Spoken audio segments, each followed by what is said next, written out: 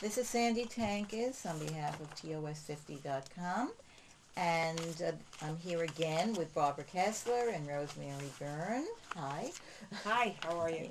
And this is the last in this series of interviews with Rosemary and Barbara, who are two lawyers who became certified life coaches in their 50s. And thank you both for sharing your thoughts with us, and I look forward to hearing more from you about planning on the other side of 50. But to sum up, what would you say is the most important part of planning for turning 50? For me, Yes. it's about discovering what you want and determining how you're going to get it. Engaging in proactive thinking, planning. And for me, it's about understanding who you are. It's understanding how you operate. It's about understanding how you get things done.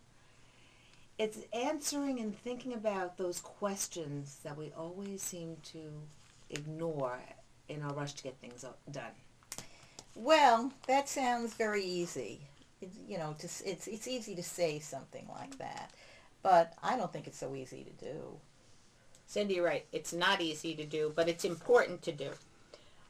It involves some thinking.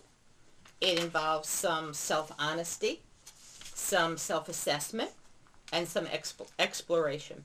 And understand, neither of us here are talking about therapy.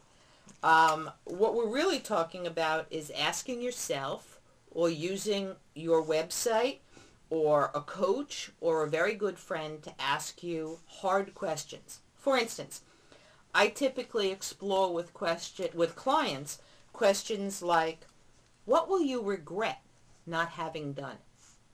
Or, if money and health were not an issue, what would you want to be doing for the next 1 year, 3 years, or 5 years? One of my very favorite questions to ask a new client is to ask them to fill in the blanks to the question, I've always wanted to blank, but blank. I'd be looking for specifics because that's the way I coach. With answers in hand, we would explore the steps that a client could take to achieve those goals, what roadblocks or detours they might expect, and how to step over them or remove them. And once again, our differences come to the fore, and I must be the person who tracks the clients who don't have the specifics. Because when I also use that same question, Sandy, and sometimes the specifics are just not so easy. So I've had a client who's responded, much as I probably would respond to the question, I've always wanted to blank, but blank, by saying, I've always wanted to explore my creative side, but I'm not sure that I have one. So what I would do as a coach, and what I have done as a coach, is I would, for example, brainstorm with the client all the things that could be creative. What's creative in the world? Not for you, just in general. I might also start some of those thought-provoking questions we talked about. What does it mean to be creative?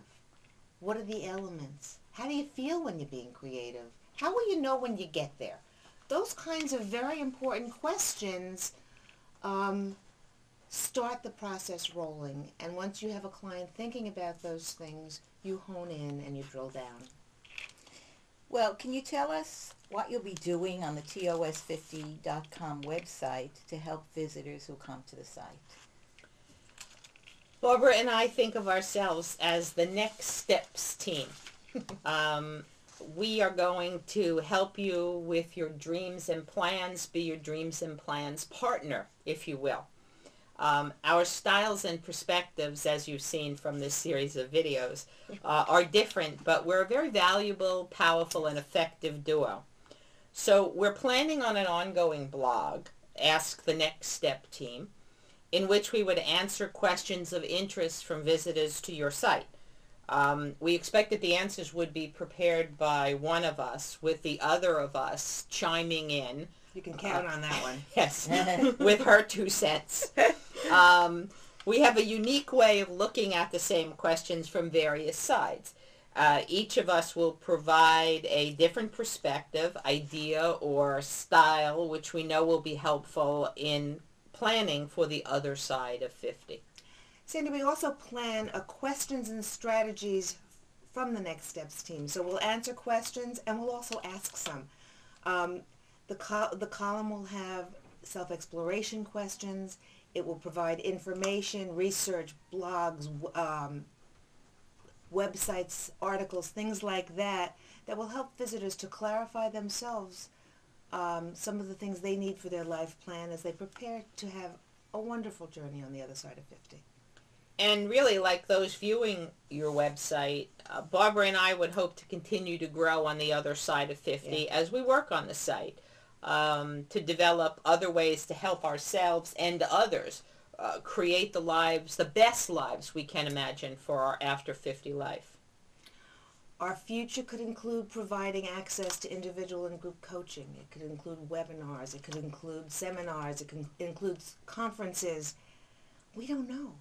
That's the wonderful part of being on the other side of 50.